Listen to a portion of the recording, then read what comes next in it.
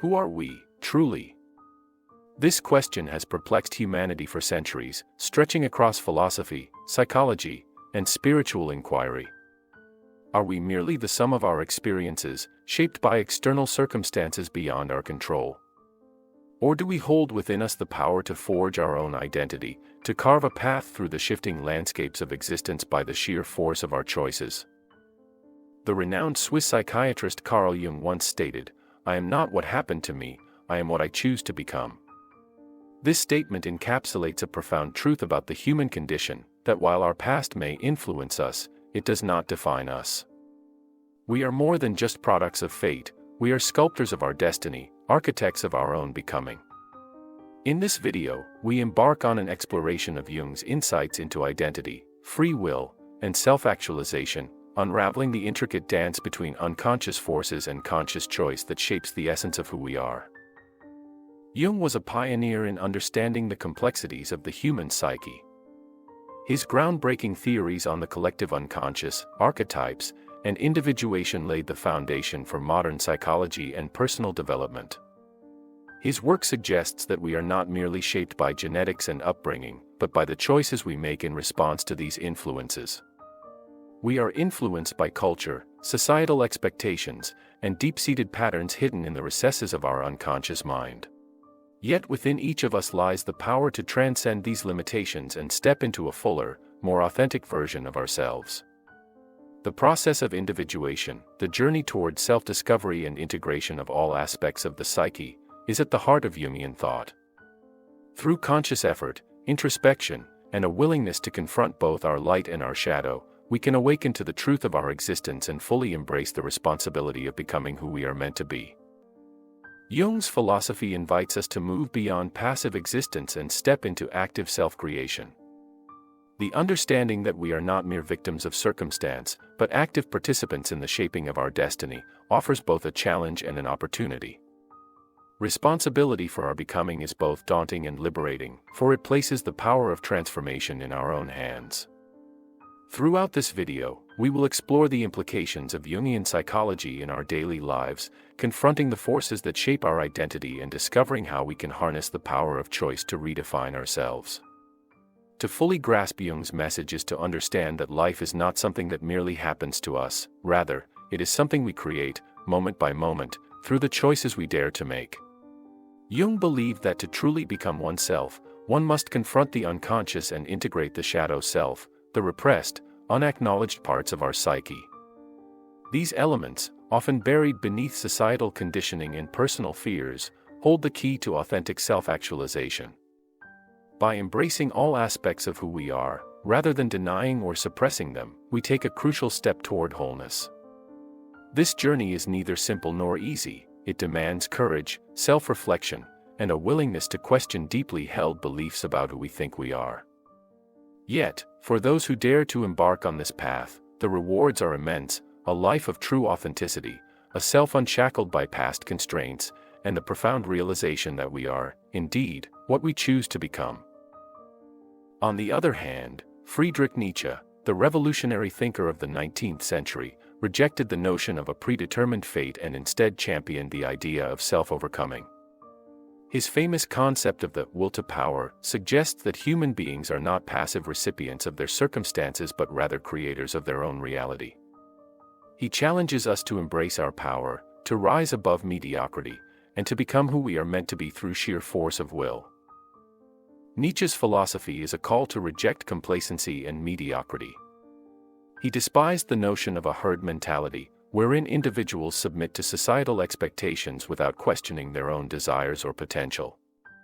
To him, true self-actualization could only occur through the arduous process of self-overcoming, the destruction of old values and the creation of new ones. He implores us to embrace hardship, to welcome struggle as the crucible in which greatness is forged. Unlike Jung, who spoke of the integration of the unconscious, Nietzsche demands that we transcend it entirely, shaping our own identity through relentless self-exertion. It is not enough to accept oneself, one must continually strive to surpass oneself, to reach beyond current limitations, and to will into existence the highest version of oneself. To become what one truly is, Nietzsche believed, one must reject the shackles of morality imposed by weak-willed societies.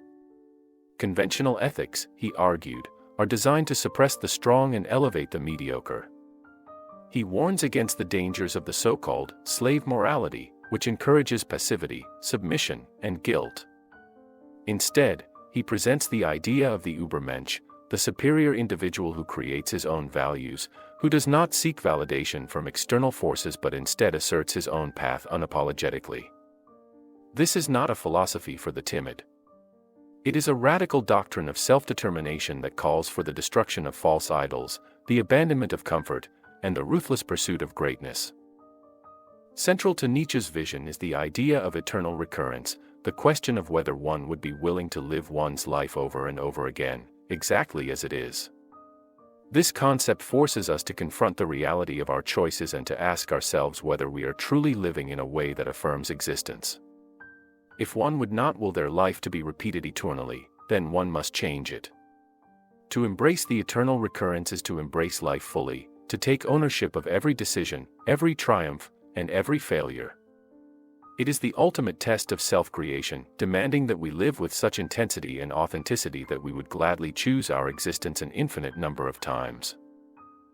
Nietzsche's work is not merely philosophy, it is a battle cry.